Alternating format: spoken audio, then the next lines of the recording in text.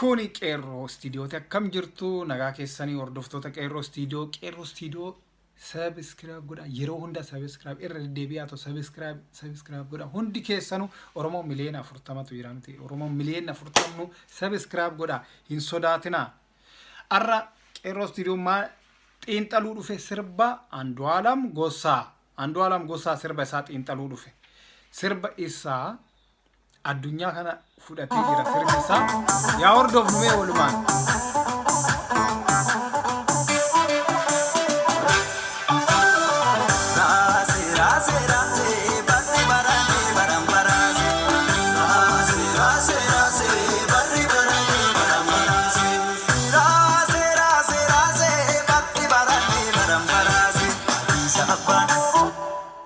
Addis Ababa jedhe asitti san dura Addis Ababaadhaan dura biyyi Finfinneedha Addis Ababaan allayyaa seentu biyyi Finfinneedha Addis Ababa jechuun dura ani akka nama tokkootitti Andu'aalam Gosaa maalan gorsaa sirbi ati sirbitu bareeda wanti hunduu bareeda garuu ammoo sagaleen kee high pitch sagaleen kee reenjii dheeraa waan qabuuf sirba slow ta'e yoo sirbite tooppii taata irra caala beekamta irra caala waan gaarii hojjetta fakkeenyaaf Salamaka ya gannee salamaka sirba slow ta'e kun kana irratti yoo hojjette sirba ajaa'iba sagaleen keessa waliin deema malee akka sirba shawaa kana yookaan sirba gara biraa kana waliin baay'een deemu bareeda sirbitaa sirba hundaa'oo sirbitu bareeda sirbitaa garuu dandeetti sagalee kee sirba slow ta'e irratti yoo hojjette baay'ee gaariidha gara biraatti complain wanni godhu Andu'aalam Gosaa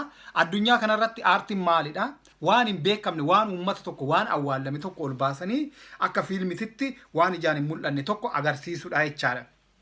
Addis Ababa yoo jenne Addis Ababa kan jenne san irratti maaltu rakkoo maaltu uumame warri afaan Ingiliffaa beeku warri afaan Amaariffaa beeku sirbi kun Addis Ababa jedha Addis Ababa is Ethiopian capital city jedhan warri Ingiliffaa beeku warri Ingiliffaa dhagahu jechaadha sanaan argee jechaadha addunyaa kana wal fudhatee jira sirbi kun warri Amaaraa immoo Addis Ababa yaaleeno jechaa jiru jechaadha.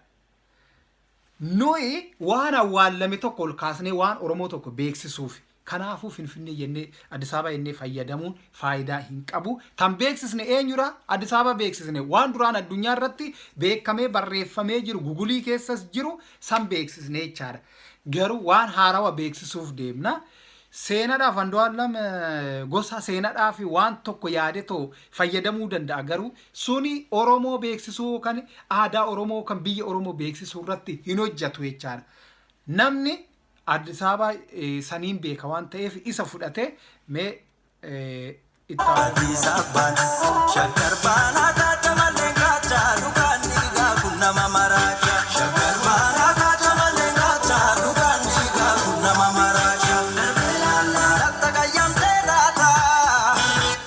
hin furadhu natti taqayyamtee kanas hin furadhu kana duras artiistota biraa akkasuma qeeqatan ture garuu sirreessanii jiru seenaadhaaf akkas jennee maalidha no seenaadhaaf afaan Oromoo originaala ani afaan Oromoo nama Oromooti afaan Oromoo nan dubbadhaa garuu wanti na hafuutu jira maaliif afaan Oromoo kun dhiyeenya dhufe waan ta'eef wanta na hafuutu jira sanuu hayyoota qoradheetanii wannan hojjedhu keessatti hojjedhaa jechaadha osoo wanni fe'e galee seenaadhaaf jennee seenaadhaaf jennee afaan Amaariffaa itti makuu hin qabnu jijjiiramni tokko hin jiru kan nuyi waan awwaalame tokko ol baasuu fi artiistonni Oromoo kanarratti sirreeffadhaadha natti hin tolle kun yaada mataa kiyyaate akka barbaadan gochuu dandeessu isinitti.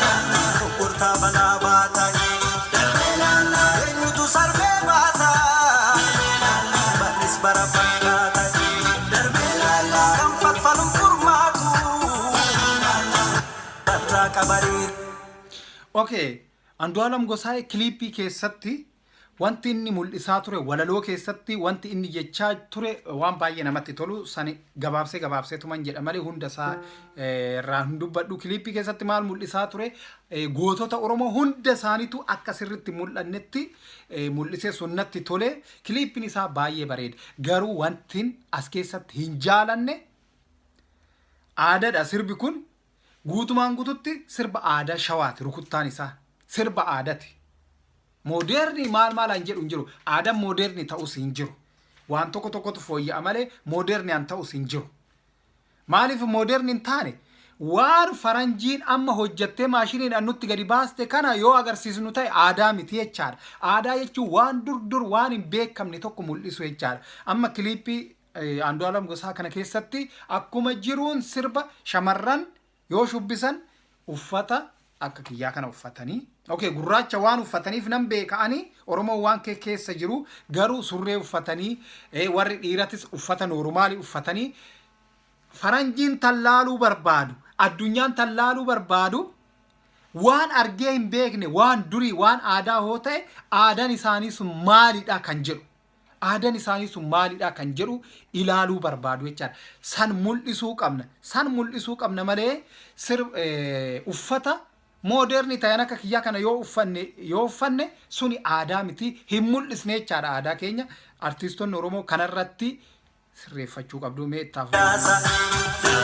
Sagaltama garbaa guusaa waan fadhu cuubii guusaa hin shakkine moo hin shakkine moo